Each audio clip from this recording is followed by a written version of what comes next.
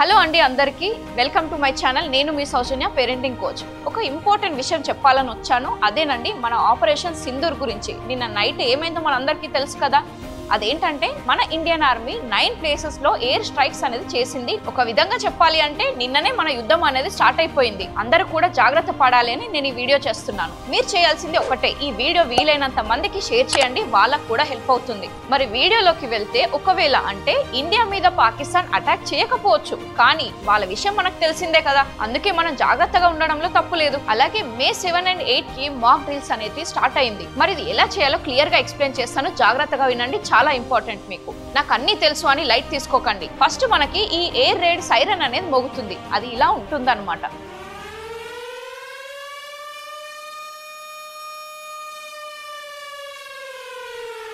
ఇది ఇలా మోగితే మనం జాగ్రత్త పడాలి అని దానికి అర్థం. అండ్ పానిక్ అవ్వకండి, ఎందుకంటే ఆ ఎయిర్ రైడ్ సైరన్ కంటే ఎక్కువ మీ పానిక్కే మీకు ఎక్కువ హార్మ్ చేస్తుంది. సో ఫస్ట్ మీరు చేయాల్సింది ఏంటంటే డక్, కవర్ అండ్ హోల్డ్. ఈ వీడియోలో ఏదైతే కనిపిస్తుందో అలా చేయండి. అండ్ మీరు ఎక్కడున్నా సరే మీ దగ్గరలో బెంచ్ ఉంటే ఆ బెంచ్ కింద వెళ్ళి దాక్కోండి. అలాగే మీ 2 చేతులు మీ మెడ పైన పెట్టుకోవాలి, ఈ ఇమేజ్ లో ఉన్న విధంగా. ఇది ఇంట్లో ఉంటే లేకపోతే ఆఫీస్ లో ఉంటే పనిచేస్తుంది. కానీ ఒకవేళ మీరు బయట ఉంటే, అదే మీరు మార్కెట్ లో ఉన్నా లేకపోతే మీరు కార్ డ్రైవ్ చేస్తూ ఉండొచ్చు, బస్ లో ట్రావెల్ చేస్తూ ఉండొచ్చు, అలాంటి టైంలో వెంటనే మీ కార్ పక్కకు తీసుకొని ఆపండి. కార్ బయటకు దిగి టైర్ పక్కన లేకపోతే బస్ పక్కన ఇలా డక్, కవర్ అండ్ హోల్డ్ చేయండి. అలా కాదని చెప్పి కార్ కిందకి దాక్కోవడము లేకపోతే బస్ కిందకి వెళ్ళి దాక్కోవడము అస్సలు చేయకండి. అది ఇంకా చాలా డేంజర్, మీ ప్రాణాలు పోయే ఛాన్సెస్ కూడా ఉంటుంది. సో అలా దయచేసి చేయకండి. ఇదంతా అయిపోయాక గవర్నమెంట్ ఆఫీసర్స్ లేదా రెస్క్యూ టీమ్ వచ్చి బయటికి రావడం సేఫ్ అని అనౌన్స్ చేస్తుంది. అలాగే దగ్గరలో ఉన్న షెల్టర్స్ కి వెళ్ళాలి అని దారి చూపిస్తారు.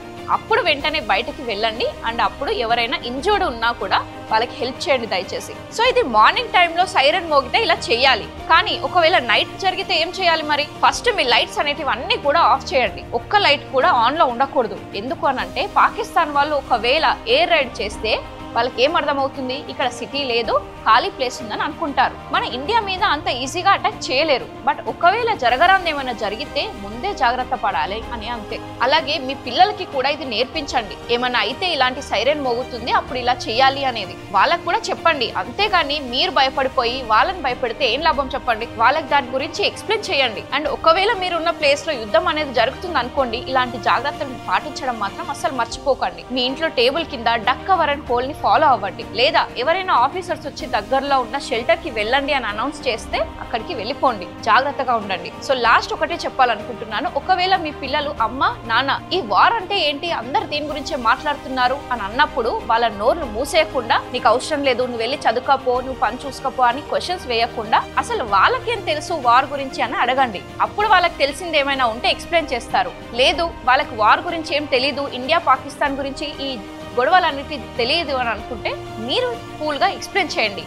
అసలు వార్ అంటే ఏంటి, ఎవరైనా 2 వ్యక్తులు కానీ లేకపోతే 2 కంట్రీస్ కానీ మాట్లాడుకోకుండా ఫైట్ చేసుకుంటారు కదా, దాన్నే వార్ అంటారని ఎక్స్ప్లెయిన్ చేయండి. అలా అని చెప్పి భయపెట్టకండి. కామ్ గా కూల్ గా చెప్పండి, మీరు సేఫ్ గా ఉన్నారు, ఏం జరిగినా కూడా మీకోసం మమ్మీ డాడీ అండగా ఉంటారు, మేము మిమ్మల్ని కాపాడుతాము అని ఒక సేఫ్ అండ్ సెక్యూర్ ఫీలింగ్ ఇవ్వండి. అంతేకాని మీరు ఎక్స్ప్లెయిన్ చేయకుండా భయపెడితే బయట ఇంకెవరి దగ్గరనో అది రాంగ్ గా నేర్చుకుంటారు. నిజంగా ఈ వార్ అనేది ఒక సాడ్ థింగే. బట్ పీపుల్ కూడా చాలా మంది హర్ట్ అవుతారు. బట్ చాలా వరకు కూడా మనం పీస్ నే ఎంచుకోవాలి అని పిల్లలకి కామ్ గా చెప్తూ ఉండండి. సో మనకి యాజ్ అ సివిలియన్ గా ఇవన్నీ చూడడం చాలా ఫస్ట్ టైం అండ్ చాలా కొత్త, కాబట్టి భయం అనేది న్యాచురల్ థింగ్. బట్ జాగ్రత్తగా ఉండండి, అంతేగాని భయపడకండి. మన పిల్లలకి కూడా ఈ అవేర్నెస్ ని కల్పించండి. ప్రాపర్ గైడ్ లైన్స్ ని ఫాలో అవుతూ రెడీగా ఉండండి.